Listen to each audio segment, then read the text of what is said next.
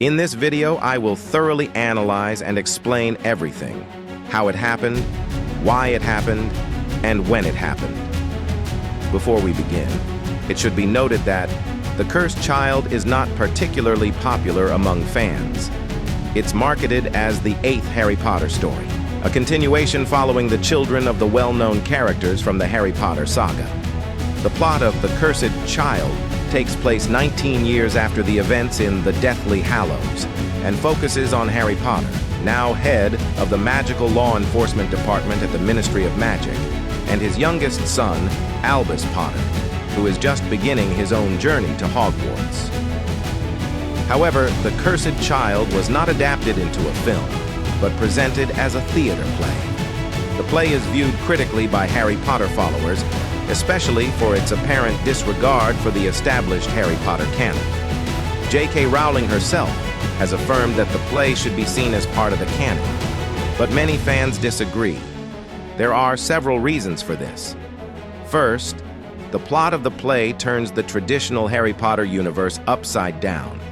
The idea that Voldemort could have a child, even though he was born without any emotional feeling, baffled many fans. Another issue for many is that Rowling did not write the play alone. Since other authors were involved in the creation of the play and its story, fans largely agree that it cannot really belong to the canon. The title page of the play clearly states that it is based on an original story.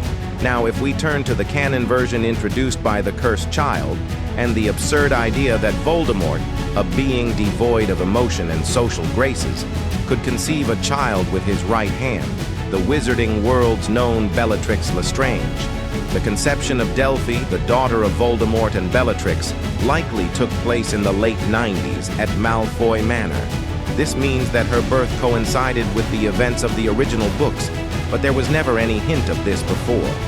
In The Cursed Child, Delphi, also referred to as Delphi, is presented as the only known living heir of Salazar Slytherin.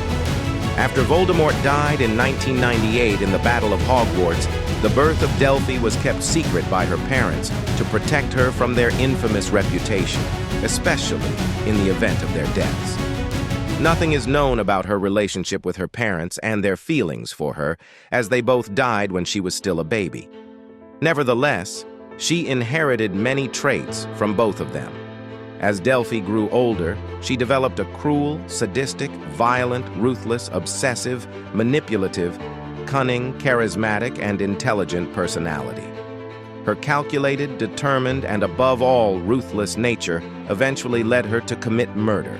She murdered Grace Broker Jr., a fellow student at the Hogwarts School of Witchcraft and Wizardry, which quickly landed her in the prison of Azkaban and proved she really came after her mother and father. She was also quick-tempered and easily lost control when things did not go according to plan, another trait she inherited from her parents. We will return to Delphi's story later, but first, we should look at why Bellatrix and Voldemort wanted a child in the first place. Let's examine their motives. Bellatrix Lestrange was one of the most feared witches in the wizarding world. Her intimidating name and bloodthirsty reputation were well-deserved, and she was known for having murdered and tortured many witches and wizards. But beyond this impressive career, Bellatrix was above all Voldemort's most loyal follower, who followed him unconditionally and without question. If Voldemort had wanted a child from Bellatrix, she would certainly have been more than willing to obey his command. He was her master, and it would probably have been an honor for her to conceive a child with him, whether she wanted to or not. Voldemort, however, is a bit more complicated. He is perhaps the most feared dark wizard of all time, so much so that most wizards were afraid to speak his name.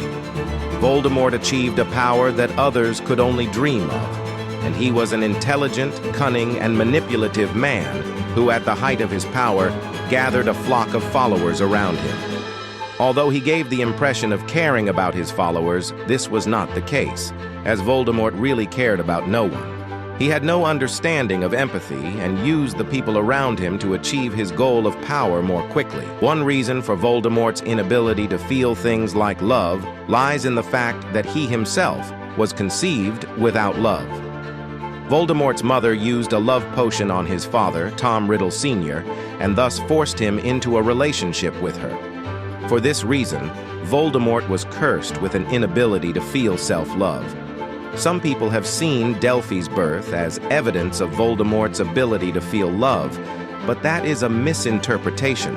I do not believe that Voldemort cared for Bellatrix or even loved her. He saw the birth more from a logical perspective. Voldemort was characterized by arrogance and believed that he could probably live forever. But of course, it doesn't hurt to have a backup plan to continue the line of Salazar Slytherin in case he should die. And what better way to secure an heir to Slytherin's throne than by procreating with his powerful right hand? This brings us to a scandalous point.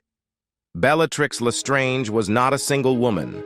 The mother of the Phoenix was a married woman, and not with Voldemort. Right, Bellatrix Lestrange was born, Bellatrix Black, and married into the Lestrange family when she married Rodolphus. Lestrange, a Death Eater, colleague, and servant of Lord Voldemort. Did Rodolphus know about all this? I think so, but I don't think he minded because the relationship between Bellatrix and Rodolphus was almost political in nature. They were both purebloods from high-ranking families and came together mainly for this reason.